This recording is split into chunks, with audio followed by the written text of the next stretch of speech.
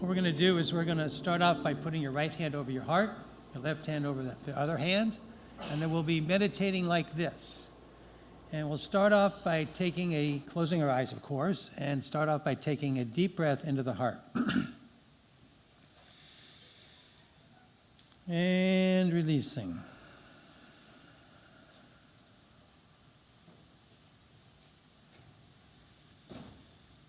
Another deep breath into the heart.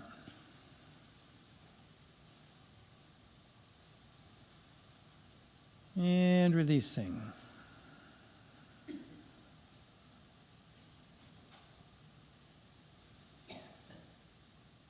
Another deep breath into the heart.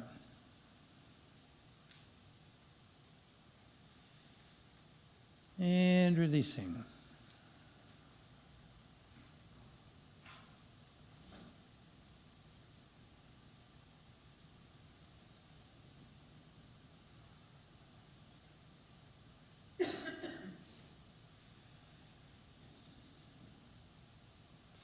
Now I want you to think of someone or something you feel love towards. Could be your doggy, your kitty, could be your munchkins, your significant other, or even God.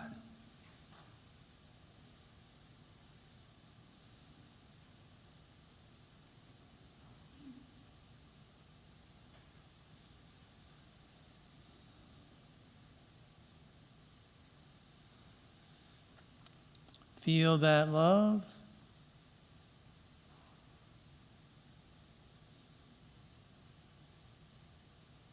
Releasing it into a flow by letting thoughts and noise come and go.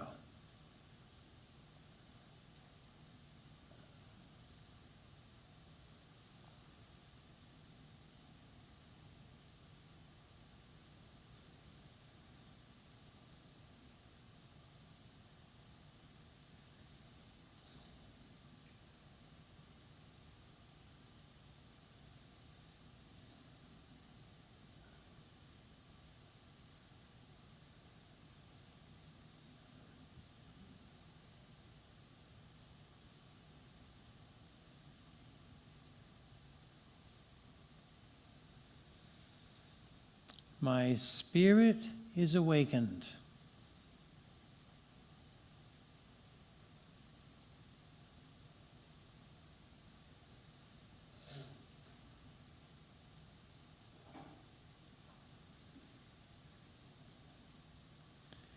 I feel my love expanding throughout the whole universe, connecting me with the stars and the galaxies.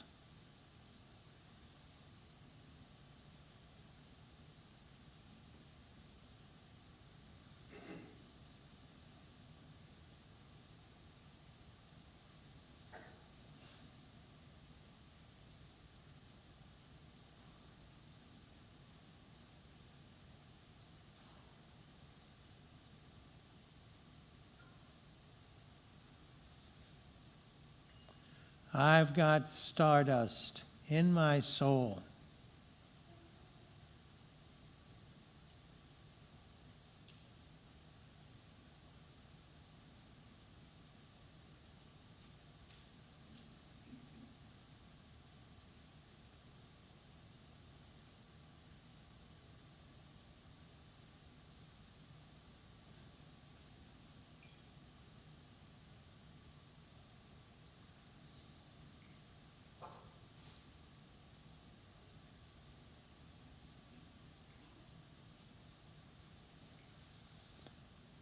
The same divine love that created this whole universe is flowing within me.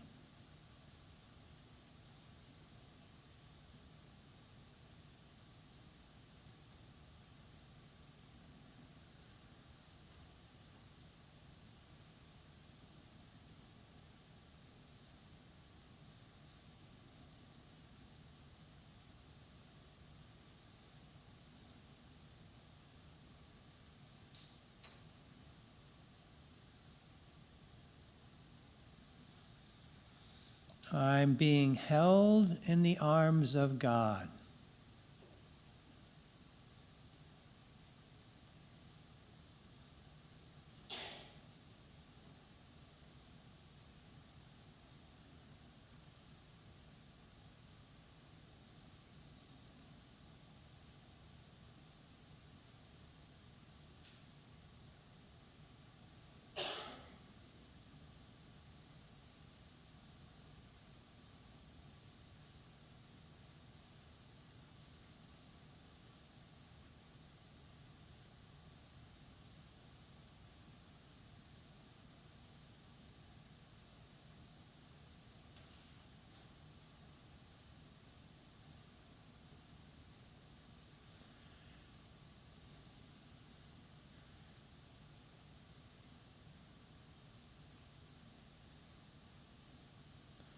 I am safe.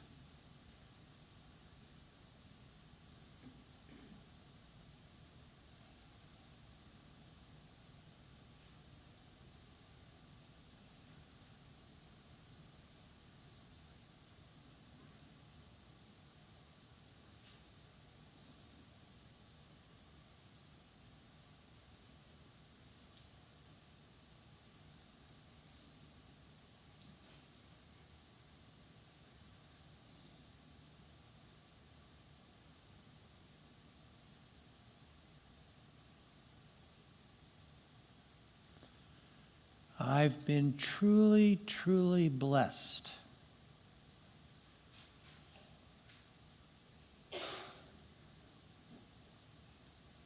And I'm truly blessed by all the gifts that are already on their way.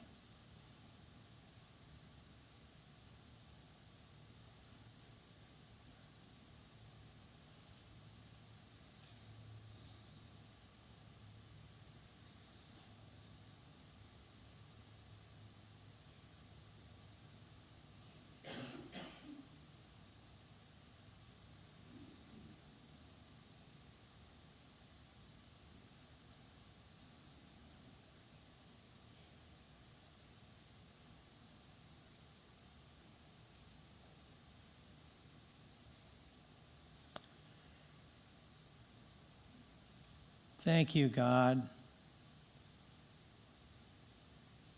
I love you.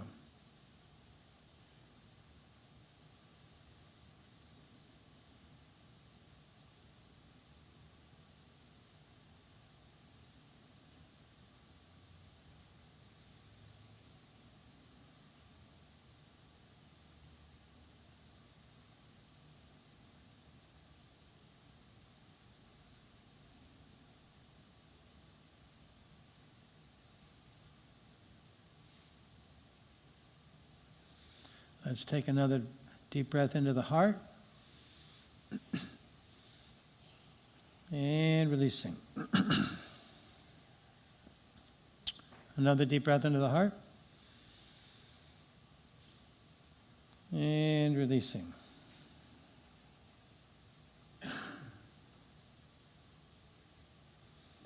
Another deep breath into the heart. And releasing.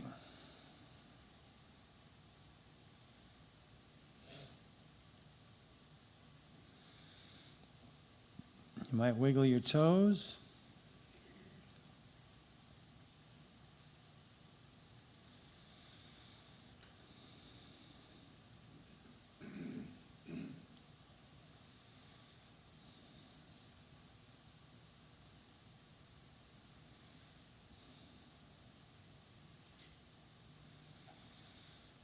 And let's take about 10 or 15 seconds and then very slowly open our eyes.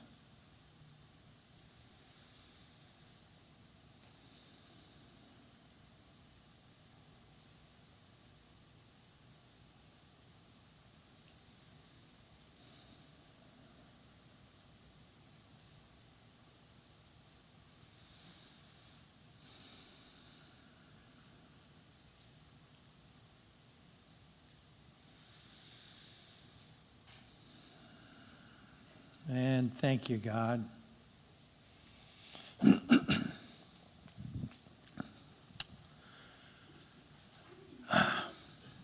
I'm excited to be back here. It's been like 8 years, if not longer. And that music was divine. They've got some other treats for you later on that I really love. Couldn't have been a better, more appropriate group of songs. And each one of those different singers has a different flavor to their voice. Each one is ecstasy on their own. It's amazing to have a chance to hear them all. It's really nice. Speaking of ecstasy, Reverend Alice is one of my favorite people of all time. When she walks in, the whole room lights up.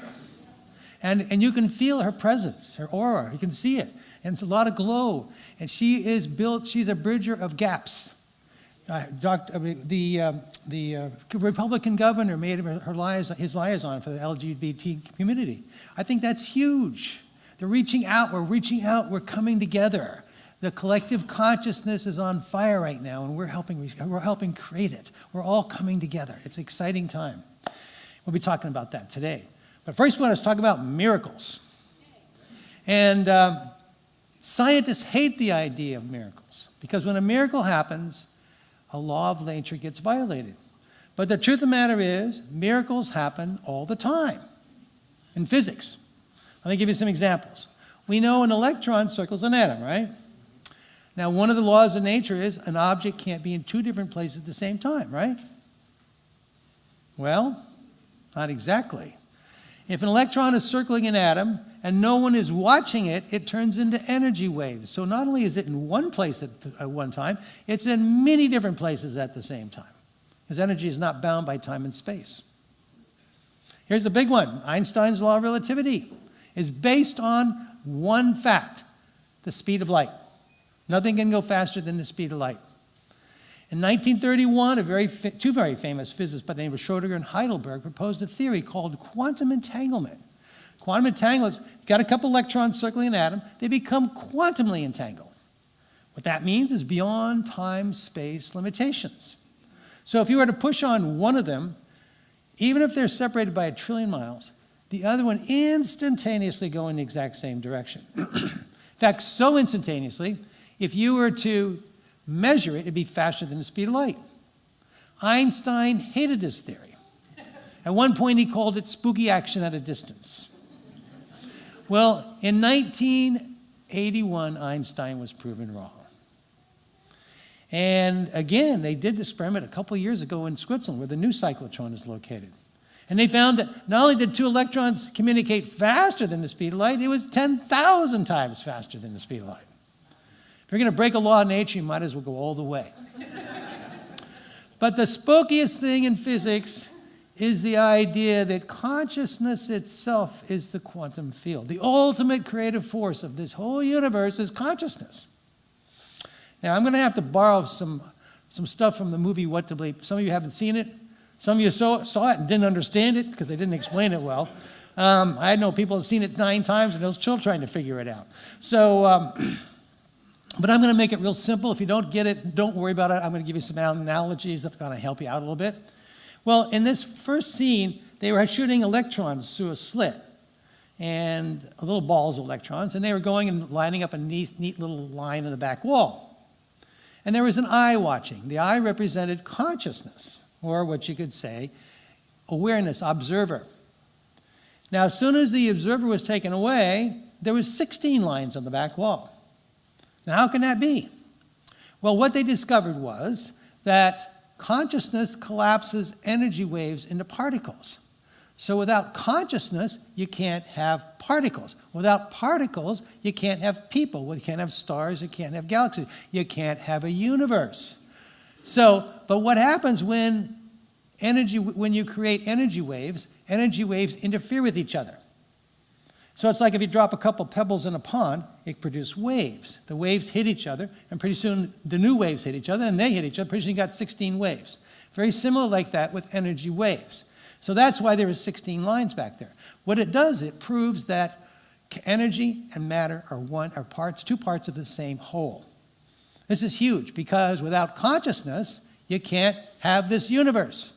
So in a sense, what physics has proven is there's a consciousness that's observing this universe and creating something out of it. I guess we know what that consciousness is, called God. They won't call it that, but that's what it is. Now, here's the big question.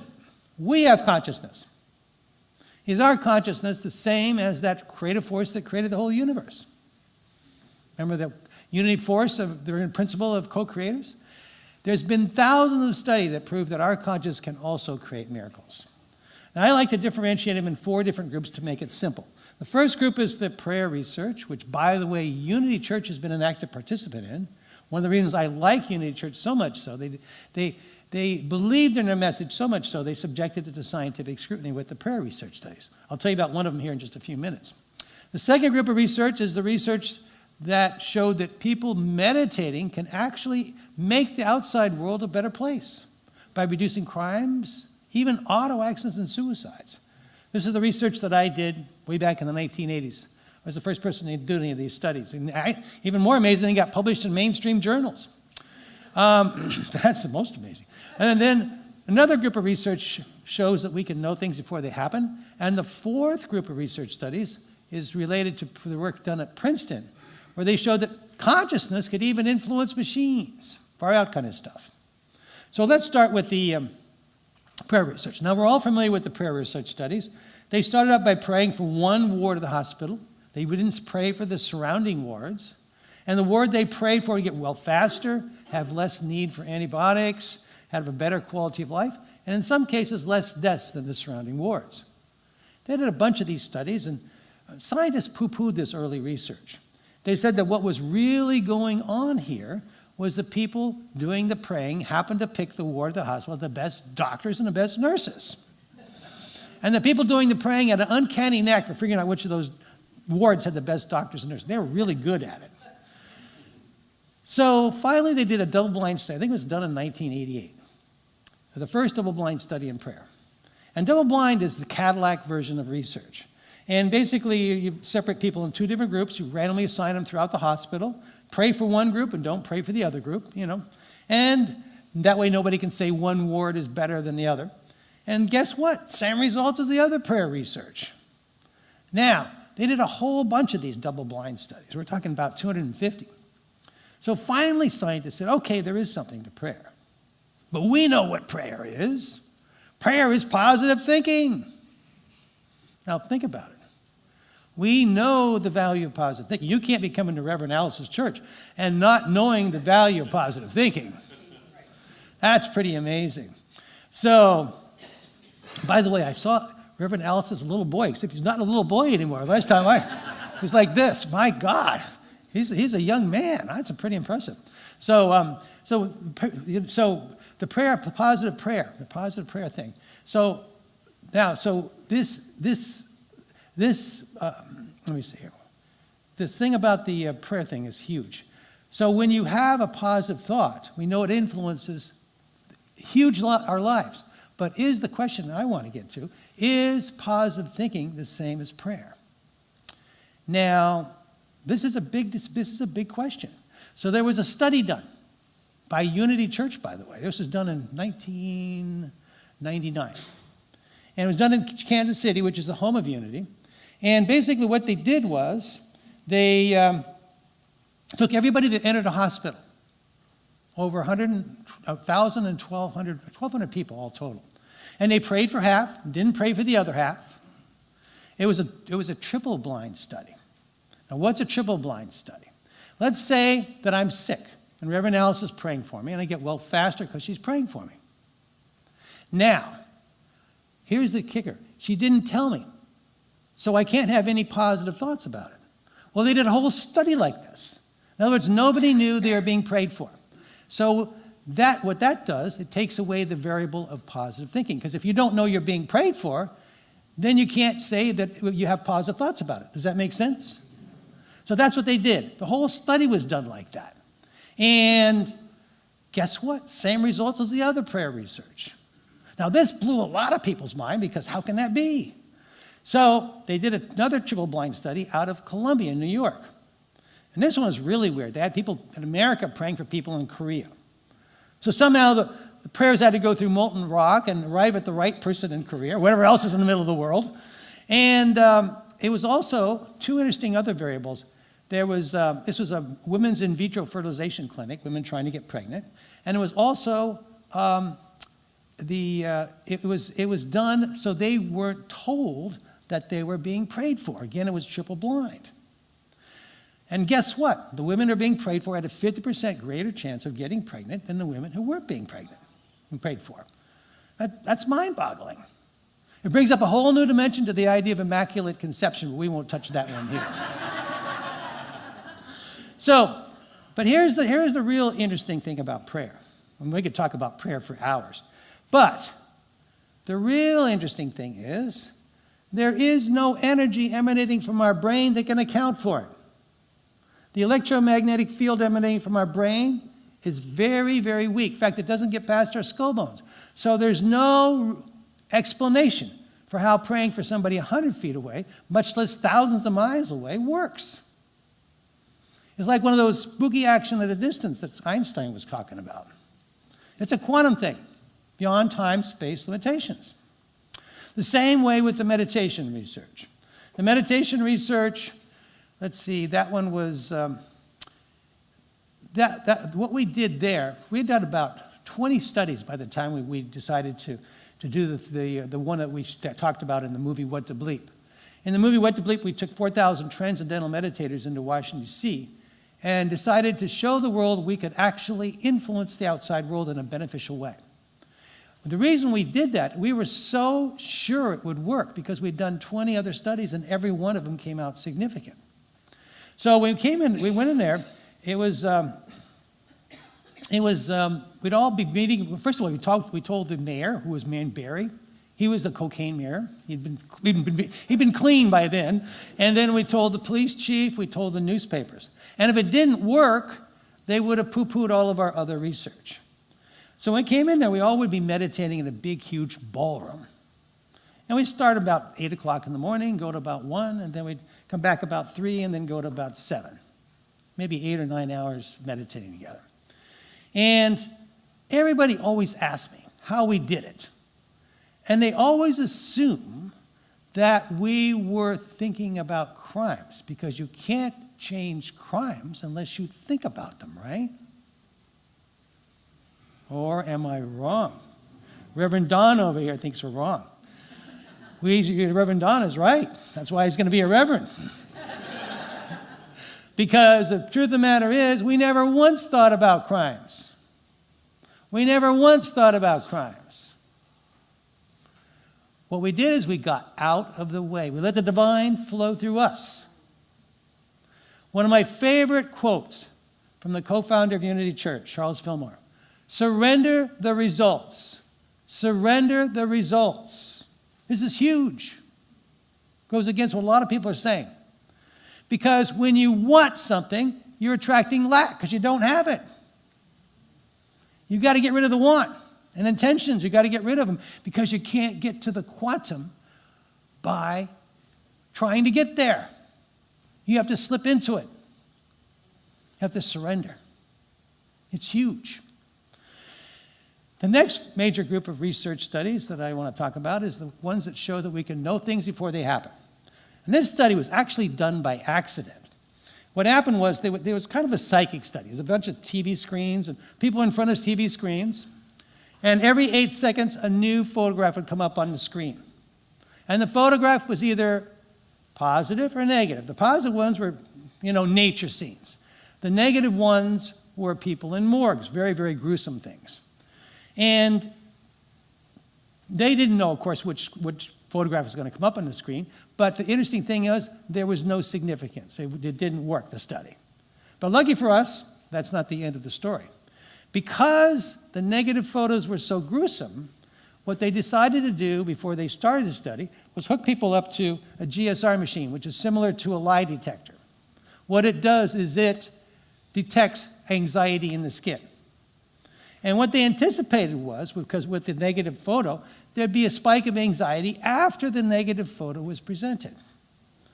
Well, what they found was there was no spike after the negative photo was presented. There was a spike before the negative photo was even presented, and not before the positive one. In other words, our body knew it was going to happen before it happened. This blew a lot of people's minds. And remember the old adage, I knew it in my gut? Well, in order to verify that this was correct, they redid the experiment in a different laboratory. Same results. Then what they did was they decided to look inside the brain. They found the whole brain would start acting up about 4 seconds before the negative photo was presented, but not before the positive one. Well, nobody touched this research for years. Like I said, this study was done about 12 years ago. And finally, about 2 years ago, a very famous psychologist by the name of Dr. Bem decided to revisit this study. He did the study 10 times, and 9 of them came out significant. And he submitted his research to the Journal of Social Psychology, a very conservative psychological journal. The editors looked it over and they said, whoa. And they said, well, we're going to publish it, mainly because Dr. Bem is world famous. And we don't think it's true. They wrote a little whole paragraph at the top of the study saying, how can you know things are going to happen before they happen? That doesn't make any sense. Personally, I think it's a good thing. Psychology is going through a bunch of turmoil right now because psychology is finally entering the quantum age where time and space have no limitations. And lastly, the group from Princeton, what they had an idea, I thought was pretty brilliant. They said if our consciousness is quantum-based, let's build a machine which is quantum-based and see if they can interact with each other.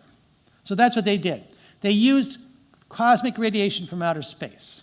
And cosmic radiation from outer space is very much a quantum field, and it's very reliable. In fact, you can run atomic clocks by it, and they work perfectly. So the output from the machines would basically be 1010. Then they took college freshmen and had them concentrate on the machines to see if they could change the output from 1010 to 1111 or 0000. See, in other words, they could communicate with the machines. And after hundreds of thousands of trials, they found that there was a significant effect, but it was extremely weak. Now, personally, I don't know how they manage it, because I remember when I was a freshman in college, I could barely get out of bed, much less influence a quantum field random number generator. So these kids were able to do it. And then they had a brilliant idea. Let's put 4 or 5 of them together and see if the effect is stronger. And what they found was the more people doing it, the stronger the effect. So what they did was they decided to put these machines all over the world. And what they found that they measured was the collective consciousness. Whenever we're doing something at the same time, whenever we're like watching the opening ceremonies Olympics, machines go crazy. They come from 1010, they start doing 111 or 000. We don't know which direction they're going to go into. And they have like 250 of these episodes. The Katrina, I mean, you guys, I'm sure, remember Katrina, a bunch of the hurricanes, the tsunami, the OJ trial verdict, all these different situations, the machines go crazy. So it measures our collective consciousness. Now, these machines were going during 9/11. 2 amazing things happened during 9/11. First of all, the machines went crazy for 4 straight days. But the real interesting thing is the machines went crazy 4 hours before 9/11 actually occurred. In other words, before the terrorists even got in the airplanes. So we as a collective must have known what was going to happen before it happened. Beyond time, space limitations. Again and again proved. Miracles all the time, even with our consciousness. So, what are the conclusions we can gain from this? First of all, this is a biggie, life after death. Think about it. If our consciousness is quantum-based, not brain-based, when the brain dies, our consciousness doesn't have to die. There's a part of our consciousness that can stay alive. This is huge. First, direct or indirect proof we could say of life after death. If this is a huge deal about quantum. It doesn't stop. It's forever. The second major conclusion is we're all connected, which was the conclusion we had a little bit earlier. We're all connected. Because in order for the prayer research and the meditation research in order to affect the outside world, there has to be an avenue to do it, which means we're connected. This is actually a huge deal because it's a very promising thing because we don't need to change the outside world. We need to change our world, and the outside world changes. This is huge. Jill Bolte Taylor, very famous neuroscientist from Harvard. She had a stroke that shut down her left hemisphere. What's the left hemisphere? The left hemisphere is the monkey part of the brain. It's always analyzing. It interferes with your meditation, interferes with sleep. It's always going and always intentions, always analyzing and putting yourself down, that kind of thing. So those are the little things that go on in your left hemisphere. Well, her left hemisphere was stopped entirely by a stroke. And instead of being in pain, she was in ecstasy. She had the traditional mystical experience. And she said the only reason she came back to this earthly plane was to let everybody know you got to get out of your left hemisphere. So easy enough to say, hard enough to do. But interesting thing was, she said for the first time in her life, she wasn't alone. For the first time in her life, because she was connected with everybody, she wasn't alone. This is huge. And the third major conclusion is together we have more power than we do alone. When we come together and we meditate together, not only are we helping ourselves, we're helping the world. We are responsible for those amazing changes that we see going on around us right now. Just the other day, I saw another study on gay marriage. 65% of the people in America are now for it. Just 2 years ago, 2.5 years ago, 65 were against it. There's been a shift in the collective consciousness. It wasn't political, it was a shift. And we are responsible. When we come together, we meditate together, we let go, we surrender, we're getting into that flow. We're in the field. And that has an influence on everybody around us. That's what our research proved, the prayer research and the meditation research. So we're responsible for these amazing, beautiful changes we see around us. Reverend Alice is another one with the LGBT community, with the Republicans. They had the first Republican gay person give a talk at a Republican convention. It's happening, and this is huge. First of all, turn off the television, especially the news channels. Don't watch them. It's gonna screw you up. There's too much negativity. They're not news channels anymore. They're addictions for people who want to be afraid. Turn it off. We are having an influence, and we're moving in a direction of greater compassion and greater love. It's huge, and we can thank ourselves for this. And lastly, everybody in here at one time or another has doubts. Everybody.